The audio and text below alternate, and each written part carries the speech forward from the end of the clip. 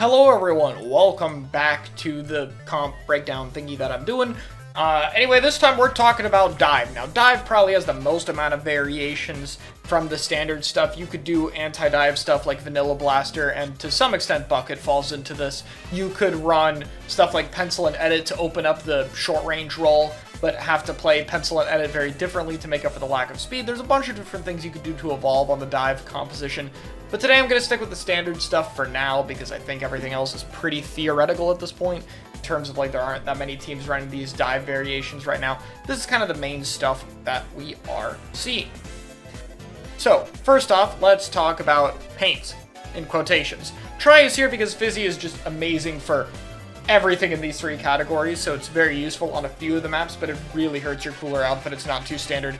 Most of the time, Zap is your sole short-range option because coolerless isn't really much of a thing right now, so you can run Zap, and that's going to get your main cooler output. You do want to fight as much as possible with cooler up, but you need to be very wary of when you need to anchor a bit, because these weapons actually do die a decent amount of the time.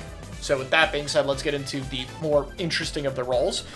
There's a lot we could talk about, but I think it's best to start with the dually, because these dualies are really going to be what's in front of your composition. I think the best ones are probably Tetras still, because Tetra is just going to be in front more consistently. The nice part about Tetra is that it's always going to be fighting, so when you're on retake, these weapons can find more to do just off those fights. Like if you have a Tetra going in, you can have something like a Rapid Blaster apply damage or a Bamboo look for a kill. So it gives some of the weapons that don't have as much to do on defense a little bit more to do, but you're still very much committing to run it down and try to get picks with very little flexibility. Normal dually, on the other hand, has the most flexibility with its kit, but you are limited to a little bit more short range. The nice part is you also do have a decent bit of paint and a bomb, so there's a lot more flexibility. You get to help out the Zap a little bit more when needed. And Crab is also very nice for this, because Crab allows you to pseudo-anchor a little bit. And I think the nice part about Crab pseudo-anchoring is just that if you have your backline going and die, maybe your Zap still wants to keep up pace, you can use this to cover the range disadvantage temporarily, give jumps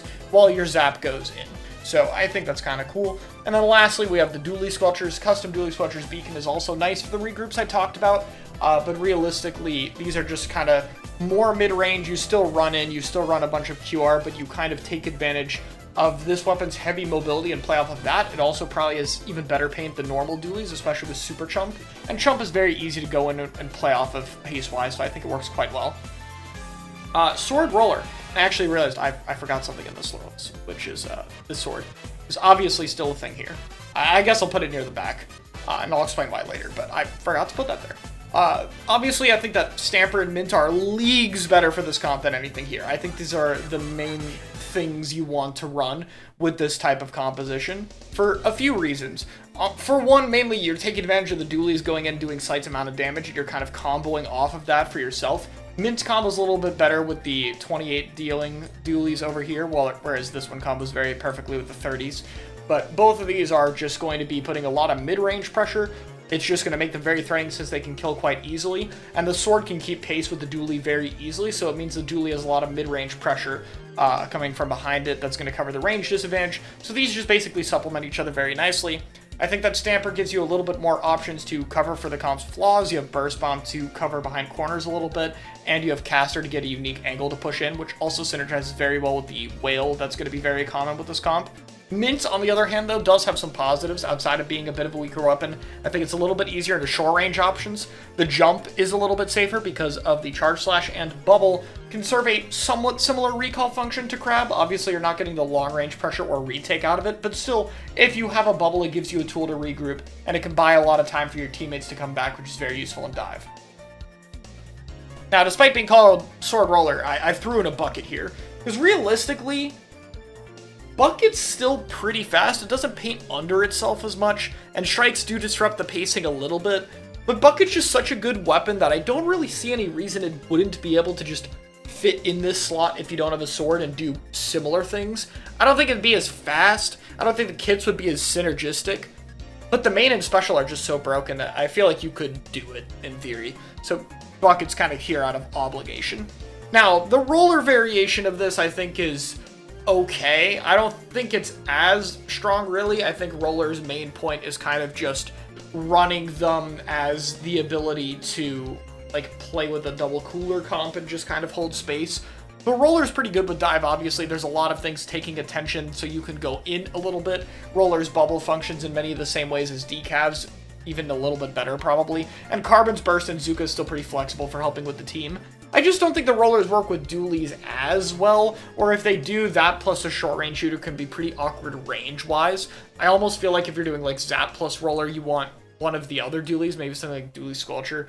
But I do think they fall under dive, so I guess I'll put them in here. So I think that swords are much better of a choice here, but I think that these still can work a little bit. It's definitely a bit more close quarters combat of a comp, but I think it's fine. And then you have Stamper with Crab. Again, in theory, I think Stamper with Crab should be fine for various reasons. However, I think that having one of your weapons that go in, stay, and be really immobile is really awkward. I'd almost kind of prefer to put Crab Sword in this category a bit, but I think that's a bit more theoretical in terms of like running double Crab and Bubble and having those replace your anchor when you need to. But I think that's, again, not really something that's super standard, so I'm going to stray away from it.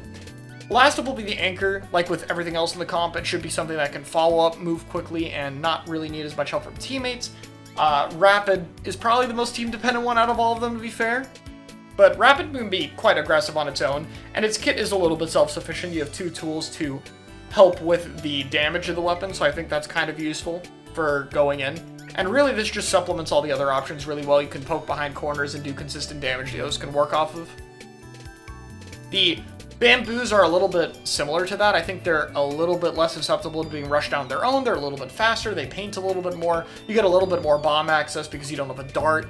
And you have a bit more special output in theory, though I think Rapid Pro Deco gets quite a lot of specials. You also have Fizzy Chump, and Fizzy Chump is really good with this comp. Chump helps a lot with the paint, and Fizzy is, you know, I talked about it here. It's very strong, of course. But these are a bit more line of sight based, and you're not going to get as much chip damage as the other options.